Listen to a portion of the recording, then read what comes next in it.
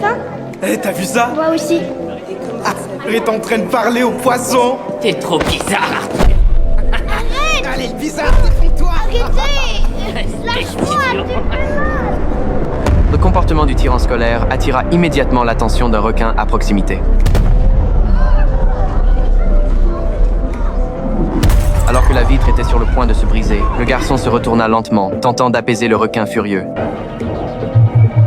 Ses yeux dorés commencèrent à briller, et le requin s'arrêta de l'attaquer dès qu'il ressentit l'ordre du garçon. Toutes les créatures marines de l'aquarium se rassemblèrent derrière lui. Ce garçon n'était autre que le prince d'Atlantis, Arthur Curry, alias Aquaman. Il pouvait respirer sous l'eau, nager plus vite qu'un dauphin, et dès que ses yeux brillaient, même les ténèbres les plus profondes de l'océan s'éclairaient instantanément. Mais Arthur avait perdu sa mère dès son plus jeune âge. Par une nuit de tempête, son père la retrouva inconsciente sur la côte alors qu'il fermait la fenêtre. Il la sauva, la soigna et l'hébergea. Cette femme n'était pas ordinaire. Elle était en réalité la reine d'Atlantis, en fuite pour échapper à un mariage politique forcé. Quand elle vit des créatures marines à la télévision, elle lança sa tride en colère contre l'écran, et lorsqu'elle avait faim, elle attrapait un poisson directement dans l'aquarium. Au fil du temps, vivant sous le même toit, des sentiments naquirent entre eux. Peu après, ils eurent un magnifique fils, qu'ils nommèrent Arthur. Mais cette idyllique situation prit fin lorsque, à l'âge de 2 ans, les soldats d'Atlantis retrouvèrent leur cachette. La mère d'Arthur résista vaillamment, abattant plusieurs soldats, mais son identité fut révélée. Pour protéger Arthur et son père, elle dut leur dire adieu et retourner dans le royaume sous-marin.